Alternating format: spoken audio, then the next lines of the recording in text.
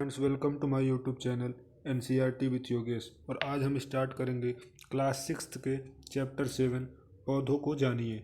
चलिए हम पौधों के बारे में जानकारी प्राप्त करते हैं। फर्स्ट पैराग्राफ में दिया गया है, से बाहर निकल कर अपने चारों ओर के पौधों को प्रेक्षण कीजिए, उनके बारे में जानकारी प्राप्त कीजिए। इस पैराग्राफ में सिर्फ हमें यही बताया गया कि हम बाहर निकल कर देखें पौधे कैसे होते हैं। कुछ पौधे विशाल होते हैं, कुछ पौधे छोटे होते हैं, कुछ की पत्तियां हरी होती हैं और कुछ की थोड़ी लाल होती हैं, कुछ लालिमा युक्त होती हैं। इस पैराग्राफ में यहाँ से हम देखते हैं, क्या आप 7.1 के चित्र 7.1 में पौधों के तने, शाखाएं एवं जड़, पत्तियां इत्यादि के नामांकित कर सकते हैं। उनको आप समझ सकते हैं कौन से पार्ट हैं और उसमें रंग भरिए। यहाँ पर चित्र नंबर 7.1 है, इसमें हम देखते हैं ये पेड़ पौधे के या पेड़ के कौन कौन से भाग हैं। जैसे यह भाग पत्ती है, यह भाग फल है, यह जड़ है और ये जो ऊपर वाला भाग है ये फूल है। तो आइए प्रकृति की सैर, तो हम आगे अब चैप्टर को देखते हैं। आइए प्रकृति की सैर करें और पौधों से मित्रता कर उनके विषय में अधिक जानकारी प्राप्त करें। ठीक है, तो हम 7.1 जो टॉपिक है उसको देखते हैं, शाक, झाड़ी एवं वृक्ष। इसको विस्तृत में पढ़ने से पहले हम क्रियाकलाप फर्स्ट देखते हैं। क्रियाकलाप फर्स्ट में सिर्फ हमें यह बताया कि जो आप बाहर निकलिए और पौधों को विभिन्न भागों में विभाजित कीजिए। जो पौधे आपसे कम लंबे हैं, आपसे छोटे हैं, जो आपके बराबर हैं, आपसे थोड़े बड़े हैं, और जो बहुत अधिक लंबे या बहुत विशालकाय हैं, उनको विभाजित कीजिए। इनको नीचे दिए गए कॉलम में उनके श्रेणियों के आधार पर अलगाया गया है। जैसे यहाँ पे हम देखते हैं, जैसे एक पौधा लेते हैं टमाटर। यह साइज में छोटा होता है, इसका तना हरा होता है और कोमल होता है। और इसको क्या बोलते हैं, यह शाक है, इसको शाक बोलते हैं। जो छोटा होता है और उसका तना कोमल होता है, उसे शाक बोलते हैं। और जो बहुत विशालकाय पौधे होते हैं, जो पेड़ होते हैं, उन्हें वृक्ष बोलते हैं। जिनका तना कठोर होता है, मोटा होता है और शाखाएं उनके तने के ऊपर से निकली रहती हैं, वो वृक्ष हैं। और जो पौधे ऊंचाई में थोड़ा लंबे होते हैं, मतलब जो शाख है उससे बड़े होते हैं और उनका तना जो होता है कठोर होता है, वो झाड़ी होते हैं। और इनकी जो शाखाएं होती हैं वो तने के आधार से निकलती हैं। अब इसके बारे में हम आगे देखते हैं। हमें यह भी जानना चाहिए कि शाखाएं भूमि के पास तने के आधार से अथवा कुछ ऊंचाई के बाद से निकलती हैं कि कहाँ से निकलते हैं, इसके बारे में जानना चाहिए। जैसे ऊपर दिया गया है इस कॉलम में कि जैसे जो शाख है उसका जो तना होता, उसका जो शाखाएं होती हैं वो इसमें नहीं दिया, लेकिन वो ऊपर से निकलती हैं। इसके और जो वृक्ष है उसकी शाखाएं तने के ऊपर से निकलती हैं और जो झाड़ी है उसकी शाखाएं तने के आधार से निकलती हैं। तो आगे देखते हैं। अब हम प्रेक्षित सभी पौधों की सारणी 7.1 में वर्गीकृत करेंगे। कुछ उदाहरण दिखाए गए हैं। आप और अधिक पौधों के लिए 1, 2, 3 कॉलमों को भर सकते हैं। अब नीचे 3 कॉलम और खाली हैं जिसको आप अपने लिए उदाहरण के तौर पे भर सकते हैं। जैसे आप शाक के लिए कोई घास ले लेंगे, वृक्ष के लिए कोई, जैसे आप पीपल ले लेंगे, बरगद ले लेंगे, और झाड़ी के लिए आप नींबू दिया है, आप गुलाब ले लीजिए। ये उसके अदर एग्जाम्पल हैं। अब हम आगे देखते हैं। इन लक्षणों के आधार पर हम अधिकांश पौधों को 3 सहवर्गों में वर्गीकृत कर सकते हैं। उनके लक्षणों के आधार पर हम विभिन्न पौधों को उन 3 भागों में विभाजित कर सकते हैं। ये वर्ग हैं शाक, झाड़ी एवं वृक्ष। ये 3 भागों में विभाजित हैं, जिसे कहते हैं शाक, झाड़ी एवं वृक्ष। इन्हें चित्र 7.3 में दर्शाया गया है। जैसे नीचे चित्र है, यहाँ पर इसे दर्शाया गया है। ये क्या है, ये शाक है जो कि छोटा होता है। और ये झाड़ी है जिसकी शाखाएं तने के पास से नीचे से निकल रही हैं। और ये वृक्ष है जो कि बहुत ही विशालकाय, बहुत बड़ा होता है, बहुत कठोर होती है इसकी तना। ये वृक्ष है, जैसे पीपल, बरगद, आम इत्यादि सभी वृक्ष हैं। आगे देखते हैं। कुछ पौधों में शाखाएं तने के आधार के समीप से निकलती हैं तथा तना कठोर होता है परंतु अधिक मोटा नहीं होता। इन्हें हम झाड़ी कहते हैं। सॉरी, हम शायद ऊपर छूट गया क्या। हाँ, जैसे अब साग, पहले जान लेते हैं साग क्या है। हरे एवं कोमल तने वाले पौधे साग कहलाते हैं। जो पौधे हरे एवं कोमल तने वाले होते हैं उन्हें साग कहते हैं। ये सामान्यतः छोटे होते हैं। 7.3 के चित्र नंबर ए में इसे दर्शाया गया और ये अक्सर इनमें शाखाएं नहीं होती। जैसे यहाँ पे दिखाया गया है, ये 7.3 के चित्र में ये दिया गया है, साग है। अब नीचे देखते हैं। कुछ पौधों में शाखाएं तने के आधार के समीप से निकलती हैं तथा कठोर होती हैं परंतु अधिक मोटा नहीं होता। इन्हें झाड़ी कहते हैं। जिनके तने कठोर होते हैं लेकिन बहुत अधिक लंबे नहीं होते, ये झाड़ी है। और कुछ पौधे बहुत ऊंचे होते तथा इनके तने सुदृढ़ एवं गहरे होते हैं। इनमें शाखाएं भूमि से अधिक ऊंचाई पर तने के ऊपरी भाग से निकलते हैं। इन्हें वृक्ष कहते हैं।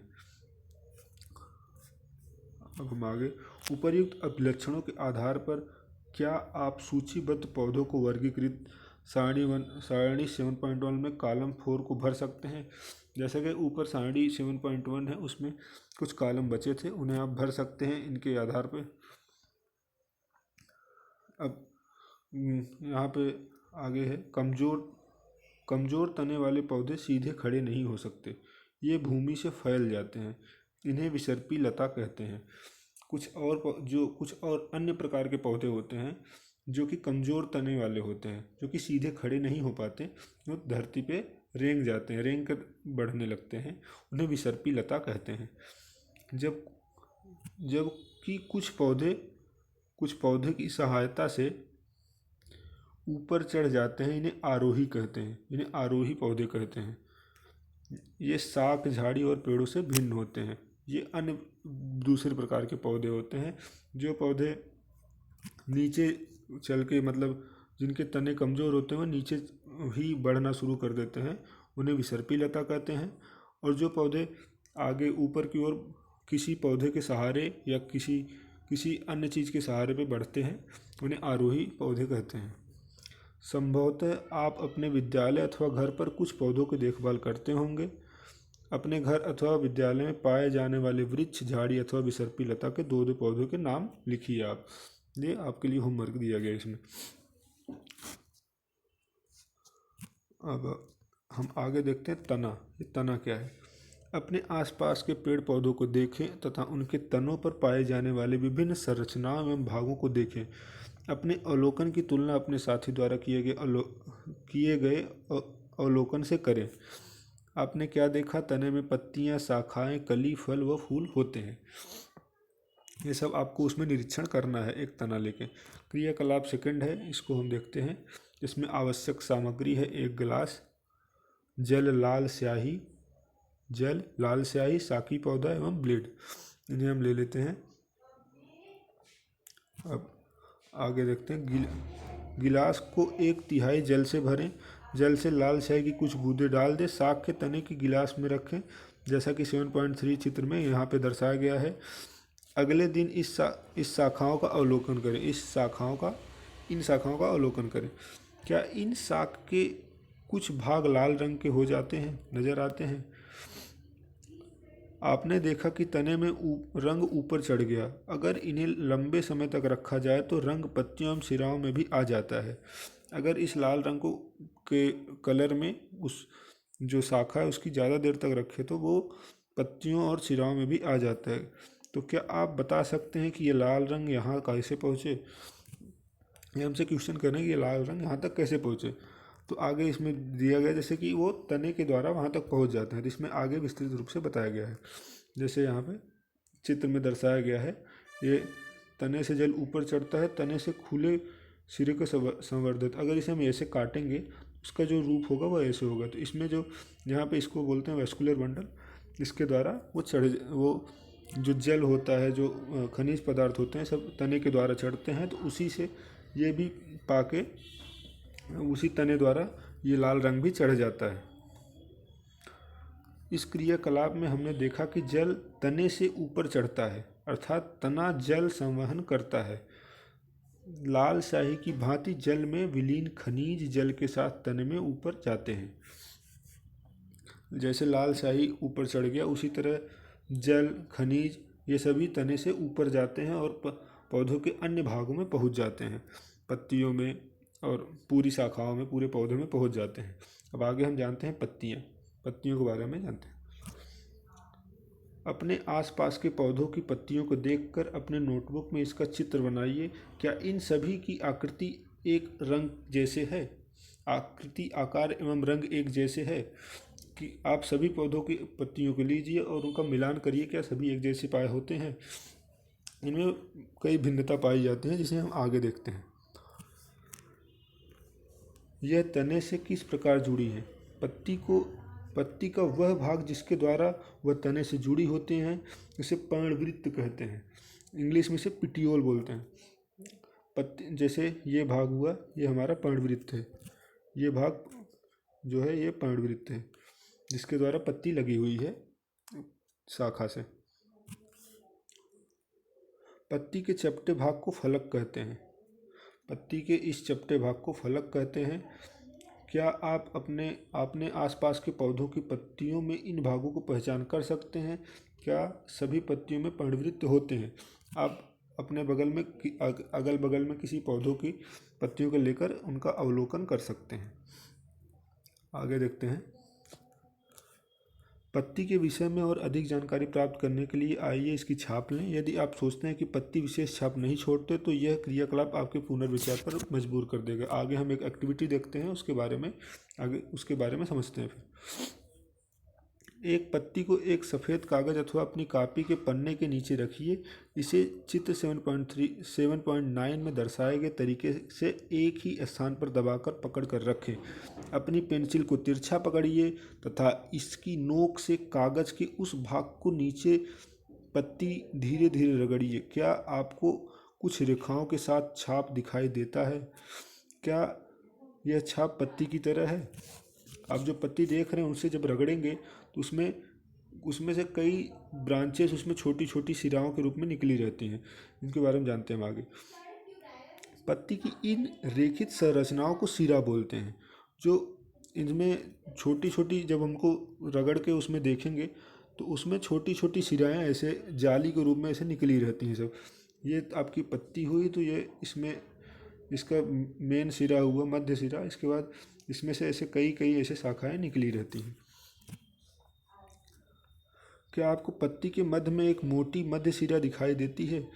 पत्ती ये है तो इसमें एक मध्य सिरा होती है जिससे कई भागों में आगे सब बटे रहते हैं। पत्तियों पर सिराएं द्वारा बनाए गए डिजाइन को सिरा विन्यास कहते हैं। जो पत्तियों पे जो डिजाइन बना रहता है सिराओं का, उन्हें सिरा विन्यास कहते हैं, या इंग्लिश में लीफ वेनेशन कहते हैं। यदि यह डिजाइन मध्य सिरा के दोनों ओर जाल जैसा है तो यह सिरा विन्यास जालिका रूपी कहलाता है। अगर पत्तियों में यह सिरा विन्यास जाल के रूप में है, जैसे ये पत्ती हुई अगर आपकी, ये मध्य सिरा हुआ, इसमें अब जो वेनेशन है वो जाल के रूप में कई भागों में ऐसे बटा है, तो उसे हम जाल रूपी सिरा विन्यास कहते हैं, या इसे हम रेटिकुलेट वेनेशन बोलते हैं इंग्लिश में। आपने देखा होगा कि घास की पत्तियों में यह सिराएं एक दूसरे के समांतर होती हैं। अगर आपने घास की पत्तियों में इनकी सिराओं को देखा होगा तो वो जो सिराएं होती हैं उनमें ऐसे समांतर होती हैं, ऐसे पूरा रहता है। इनको हम पैरेलल वेनेशन बोलते हैं या समांतर सिरा विन्यास कहते हैं। विभिन्न पौधों की पत्तियों को बिना तोड़े उनके सिरा विन्यास का अध्ययन कीजिए।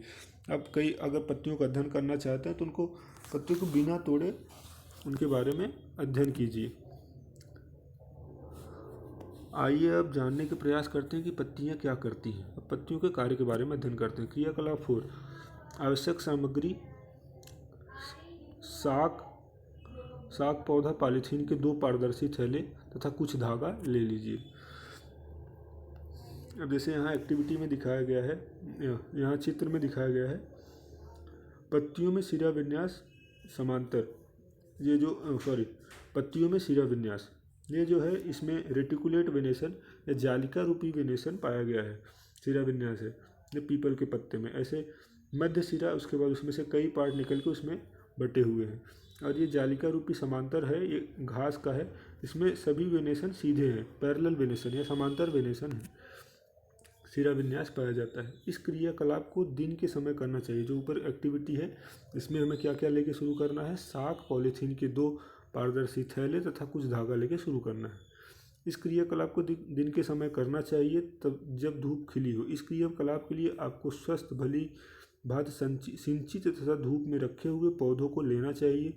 पौधों की पत्ती किसी पौधों की पत्ती वाली शाखाओं के चित्रानुसार एक पॉलीथीन की थैली में ढककर धागे से बांध दें।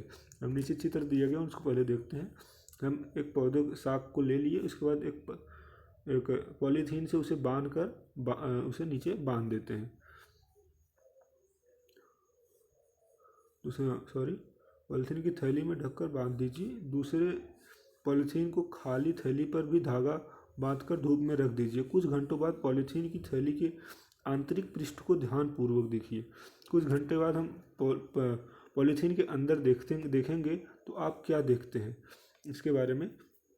अंदर आपको छोटी छोटी बूंदें, जल की बूंदें दिखाई देती हैं। क्या आप किसी थैली के अंदर जल की बूंदें दिखाई देती हैं? किस थैली में जल की बूंदें दिखाई देती है? क्या आप बता सकते हैं कि यह बूंदें कहाँ से आई? जब आप उनको बांध के रखेंगे तो धूप में, तो उसमें छोटी छोटी बूंदें आ जाएंगी, तो वो बूंदें उस पौधे उन पत्तियों से निकली हुई रहती हैं। तो आगे हम इसके बारे में इसको क्या बोलते हैं इसके बारे में दिया गया है। जल की यह बूंदें पत्ती से जल वाष्प के रूप में निकली हैं। इस क्रिया को वाष्पोत्सर्जन कहते हैं। अच्छा, जो जल की बूंदें वाष्प के रूप में निकली हैं उन्हें वाष्पोत्सर्जन कहते हैं। अतः ये इंपॉर्टेंट से याद करिए, वाष्पोत्सर्जन क्या है। जल की बूंदों का पत्ती से जल वाष्प के रूप में निकलना वाष्पोत्सर्जन कहलाता है। ठीक है। इस प्रक्रम के द्वारा पौधे बड़ी मात्रा में जल को वायुमंडल में छोड़ते हैं। इस विषय में अध्याय 14 में पढ़ेंगे। इसके बारे में विस्तृत जानकारी हमको चैप्टर 14 में पढ़ना है। हमने पत्तियों के ऊपर थैली को क्यों बांधा? क्या पौधों के वाष्पोत्सर्जन से निकली जल वाष्प को हम अन्यथा देख पाते हैं? अगर हम वैसे भी पौधे जो हैं वाष्पोत्सर्जन करते हैं तो क्या वो जो जल निकलता है उसे हम देख पाते हैं? उसे हम नहीं देख पाते, वो क्योंकि वो वाष्प के रूप में रहती हैं और उड़ जाती हैं। अध्याय 5 के उन क्रियाकलापों के विषय में स्मरण कीजिए जिसमें जल विभिन्न अवस्थाओं में बदल जाता है। अगर आपने चैप्टर 5 नहीं पढ़ा है तो आप प्रीवियस लेक्चर देख सकते हैं। उसमें जल के विभिन्न क्रियाकलापों में पूरा अध्ययन किया गया है। क्या आप इनके बारे में बता सकते हैं? इस प्रक्रम का नाम बताइए जिसके कारण जल बूंदों के रूप में पुनः पॉलीथीन की थैलियों में दिखाई देने लगता है। जिसके कारण ये जल की बूंदें वापस दिखाई दे रही हैं, क्योंकि ये संघनन की प्रक्रिया है जिसमें हमने वहाँ पे विस्तृत चर्चा की है। जो वाष्प के रूप में वाष्प निकला है वो जो पॉलीथीन है उसमें बूंदों के रूप में वापस दिखाई देती हैं। इस प्रक्रिया को संघनन बोलते हैं। पत्तियों का और भी कार्य है, आइए इसका अध्ययन करें। ठीक है। क्रियाकलाप 5, एक्टिविटी 5। आवश्यक सामग्री: पत्ती, स्प्रिट, बीकर, परख नली, बर्नर, जल, प्लेट एवं आयोडीन विलयन। परख नली में एक पत्ती रखिए तथा उसमें पर्याप्त मात्रा में स्प्रिट डालें जिससे पत्ती पूर्णतः डूब जाए। अब इस परख नली को जल से आधे भरे बीकर में रखिए। बीकर की इस समय तक गर्म करते रहें जब तक पत्ती से हरा रंग पूर्णतः बाहर न हो जाता। अब हम पहले स्प्रिट लेंगे, उसमें फिर पत्ती डाल देंगे, जब वो डूब जाएगा फिर एक परख नली एक बीकर में जल ले लेंगे उसे, और उसमें परख नली डाल के तब तक गर्म करेंगे जब तक पत्ती का रंग पूरा उड़ न जाए। अब पत्ती को परख नली से सावधानी पूर्वक बाहर निकालकर जल से भलीभांत धोएं। इसे प्लेट में रखकर आयोडीन विलयन की कुछ बूंदें डालें। आप क्या देखते हैं? अपने प्रेक्षण की तुलना अध्याय 2 के खाद्य पदार्थों के प्रेक्षणों के पोषकों की उपस्थिति का परीक्षण के समय किए गए परीक्षण से कीजिए। क्या इसका अर्थ है कि पत्ती में मंड है? कि जब आप ये देखते हैं तो वो पत्ती जो होती है वो बैंगनी रंग या नीले रंग में बदल जाता है। तो क्या उसमें स्टार्च है? मंड या स्टार्च, इंग्लिश में स्टार्च बोलते हैं। हमने अध्याय 2 में देखा कि कच्चे आलू में भी मंड उपस्थित होता है। कच्चे आलू में भी स्टार्च होता है। आलू में यह मंड पौधे के अन्य भागों से आकर एकत्रित हो जाता है, परंतु पत्तियां प्रकाश और हरे रंग के एक पदार्थ की उपस्थिति में अपना भोजन बनाती हैं। पत्तियां जो हैं प्रकाश एवं हरे रंग के एक पदार्थ की उपस्थिति में अपना भोजन बनाती हैं। जो हरा रंग होता है वो कौन सा पदार्थ होता है? उसे बोलते हैं क्लोरोफिल, जिनकी उपस्थिति में ये अपना भोजन बनाती हैं। इस प्रक्रिया में जल एवं कार्बन डाइऑक्साइड का उपयोग होता है। इस प्रक्रम को प्रकाश संश्लेषण कहते हैं। ये जो पूरा प्रक्रम होता है, जो पत्तियां प्रकाश एवं उस हरे रंग के पदार्थ या क्लोरोफिल की उपस्थिति में अपना भोजन बनाती हैं, उसे प्रकाश संश्लेषण कहते हैं। इस प्रक्रिया में जल एवं कार्बन डाइऑक्साइड का भी उपयोग होता है तथा इस प्रक्रम में ऑक्सीजन निष्कासित होता है। पत्तियों द्वारा संश्लेषित भोजन अंततः पौधों के विभिन्न भागों में मंडल के रूप में संग्रहित हो जाता है। यहाँ पे जो भोजन बनता है वो पौधों के विभिन्न भागों में संग्रहित होता है। अब तक हमने जो क्रियाकलाप किए उनमें हमने देखा कि तना पत्ती को जल पहुँचाता है। पत्ती जल का उपयोग अपना भोजन बनाने के लिए करती है। पत्तियों से जल की कुछ मात्रा का ह्रास होता है या खराब होता है, जो वाष्पोत्सर्जन के द्वारा निकलती है। वाष्पोत्सर्जन भी जरूरी है, जिससे पौधों का बॉडी टेम्परेचर बना रहता है। तने और पत्ती को जल कैसा प्राप्त होता है? तने और पत्ती को जल कैसा प्राप्त होता है, यह कार्य जड़ें करती हैं। अब इसके बारे में हम इसके पार्ट 2 इस चैप्टर का करेंगे, क्योंकि अगला लेक्चर होगा। तो अभी हम इसके पार्ट 2 में फिर से आगे जो बचा हुआ क्लास है उसको करेंगे। अगर ये वीडियो आपको अच्छा लगा तो इस चैनल को लाइक करो, इस वीडियो को लाइक करें, चैनल को सब्सक्राइब करें और शेयर करें। Okay, thank you.